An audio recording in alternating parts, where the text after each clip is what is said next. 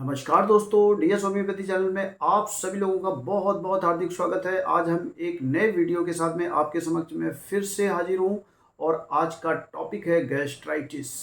सभी को पता है कि ये आज के समय में सबसे गंभीर और एक बड़ी समस्या बनी हुई है।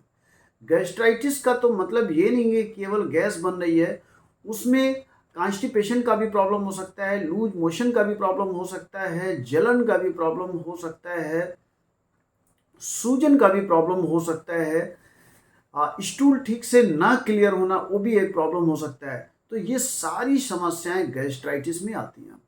तो प्लीज़ इस वीडियो को पूरा एंड तक देखिएगा, इसमें बहुत सारी चीज़ें आपको जानकारी मिलेंगी। अगर इन सब चीज़ों को ध्यान में रखेंगे जो मैं आपको बताऊंगा, आप देखेंगे आपको गैस्ट्राइटिस का प्रॉब्लम कभी नहीं होगा, ज़िंदगी में कभी नहीं होगा, और अगर है भी तो वो कंप्लीटली क्यूर हो जाएगा। बहुत सारी कुछ नेचुरल चीज़ें हैं जो कि मैं नेचुरोपैथी से रिलेटेड मैं वो बताऊंगा, कुछ मैं एक्सरसाइज बताऊंगा और कुछ मैं आपको मेडिसिनल सपोर्ट में बताऊंगा। ठीक है। तो दोस्तों, जब भी हम कोई भी मील यानी कि जब भी हम खाना खाते हैं तो खाना हमारा कहाँ से जाता है? एसोफेगस। आपको ये दिख भी रहा होगा।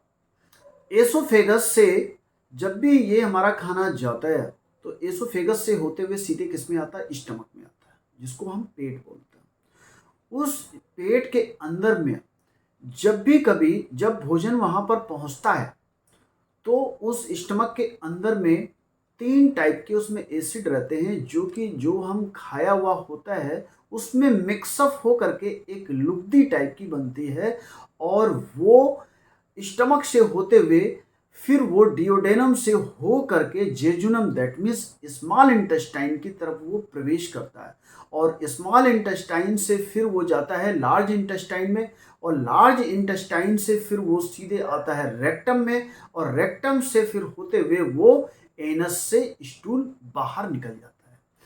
तो अब हम समझेंगे कि जब हम एक एक छोटी सी एक कहावत मैं बताऊंगा।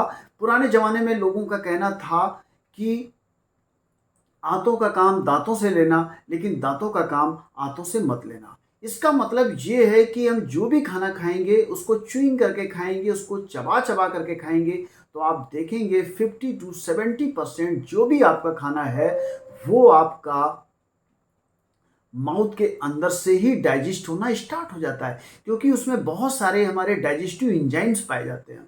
ठीक है। तो ये दोस्तों हो गया कि हमें खाने को कैसे खाना है। अब हमें अगर खाने को ठीक से अगर पचाना है तो उसके लिए आपको सीजनल फ्रूट्स का इस्तेमाल करना पड़ेगा, सलाद का इस्तेमाल करना पड़ेगा। इसके बाद में जो फाइब्रस वाली जितने भी आपकी जितनी भी चीज़ें खाने वाली हैं, आप फाइब्रस को आप जरूर इंटेक करेंगे, आप देखेंगे खाना आपका ठीक से पचेगा। अब दोस्तों, दूसरी बात एक आती है कि उसमें दो तरीके से जब भी हमारा खाना जो मूवमेंट करता है, जैसा कि आपको दिख रहा है कि स्टमक से जेजुनम यानी कि स्मॉल इंटेस्टाइन से होते हुए लार्ज इंटेस्टाइन की तरफ जाता है, वहां पर एक मोमेंट क्रिएट होता है। उस मोमेंट को हम लोग बोलते हैं पेरिस्टिक मोमेंट।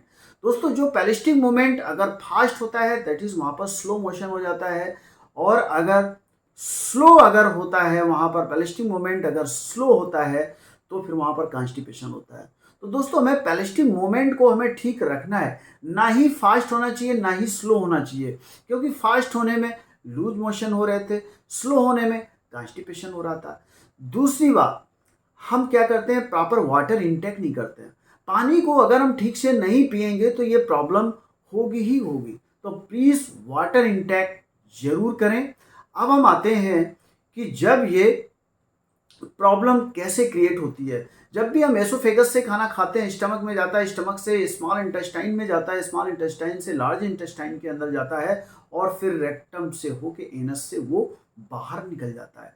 तो ये ईच एंड एवरी इसको बोलते हैं जीआई ट्रैक्ट। तो इस जीआई ट्रैक्ट का जो ये फंक्शन है वो प्रॉपर भोजन को डाइजेस्ट करना। ठीक है।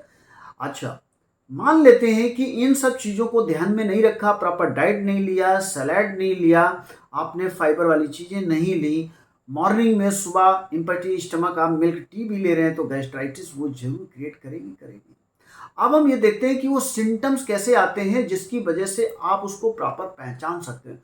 तो पहला दोस्तों सिम्टम्स है नोजिया एंड वॉमिटिंग। नोजिया यानी कि वॉमिटिंग करने की टेंडेंसी रहती है। इस रेनी सीजन में, जो प्रेजेंट टाइम में जो हमारा रेनी सीजन चल रहा है, इस रेनी सीजन में भी इसमें आप देखेंगे फूड पॉइजनिंग की मैक्सिमम होने के चांसेस रहते हैं। ठीक है, तो हम उन चीज़ों को भी ध्यान में रखेंगे, इसीलिए हमें proper diet and salad fruits वगैरह का हमें इस्तेमाल करना चाहिए। मैक्सिमम फाइब्रस पार्ट को हमें इंटेक करना चाहिए। दोस्तों नेक्स्ट पार्ट आता है पहचानने के लिए एब्डोमिनल ब्लोटिंग, यानी कि उसमें पेट में हमारी सूजन आ जाएगी। सूजन इतनी ज़्यादा होगी कि आपको बहुत ज़्यादा तकलीफ करेगा। नेक्स्ट है एब्डोमिनल पेन, यानी कि आपके पेट में बहुत दर्द महसूस होगा। वो खाना खाने के बाद भी हो सकता है, खाना खाने के दौरान भी हो सकता है। तो ये भी एक गैस्ट्राइटिस का एक सिम्टम्स है। नेक्स्ट है इनडाइजेशन, यानी कि भोजन हमारा ठीक तरीके से वो नहीं पच पा रहा है, जिसकी वजह से हमको तकलीफ हो रही है।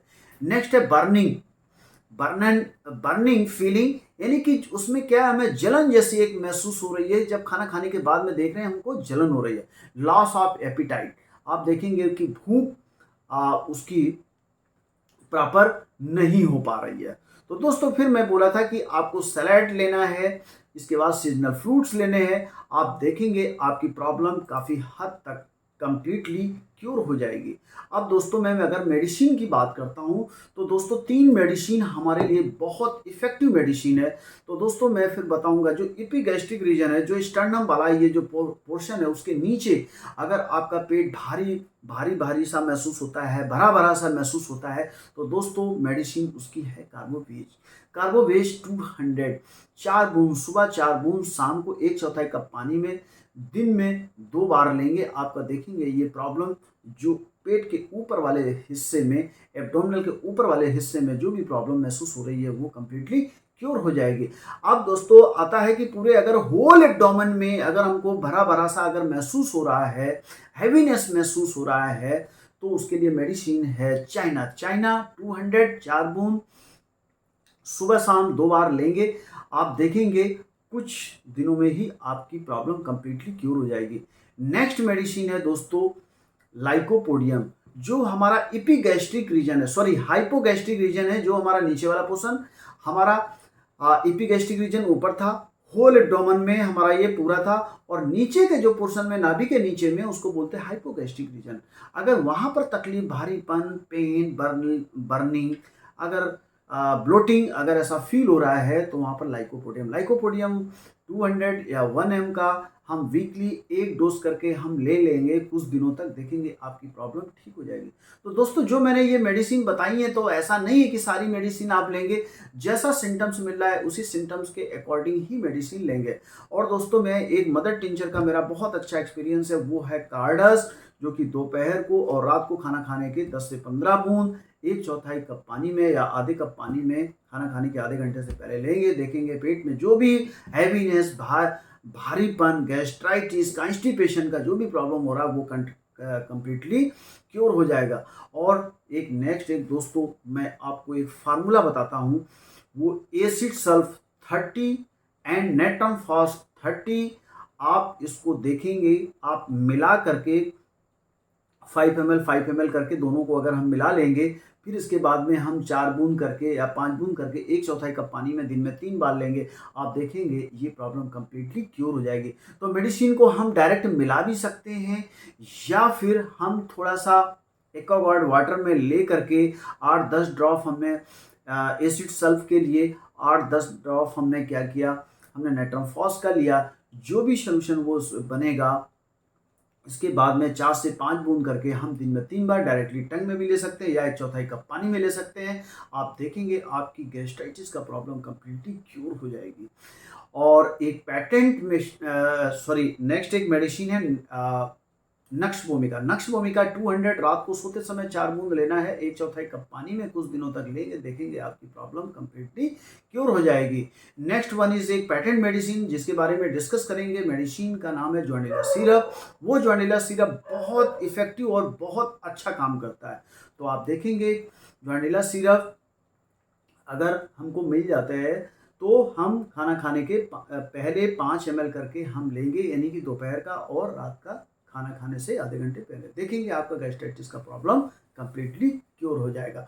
दोस्तों 3 चीज़ आप हमेशा ध्यान रखिएगा। अगर 3 चीज़ें लाइफ में फॉलो कर लेंगे, गैस्ट्राइटिस का आपको प्रॉब्लम कभी होगा ही नहीं। अपने लाइफस्टाइल को ठीक कर लीजिएगा, अपनी एक्सरसाइज ठीक कर लीजिएगा और अपनी डाइट को ठीक कर लीजिएगा। आप देखेंगे आपका गैस्ट्राइटिस का प्रॉब्लम कभी भी नहीं होगा। तो अगर हमारा ये वीडियो अच्छा लगा है तो प्लीज़ इसको सब्सक्राइब कर दीजिएगा। वीडियो बनाने में बहुत मेहनत लगता है, तो प्लीज़ मेरा सपोर्ट करिएगा, शेयर करिएगा, लाइक करिएगा, कमेंट्स ज़रूर डालिएगा। और मैं इस वीडियो को यहीं पर फिनिश करता हूँ। Thank you so much. जय हिंद, जय भारत।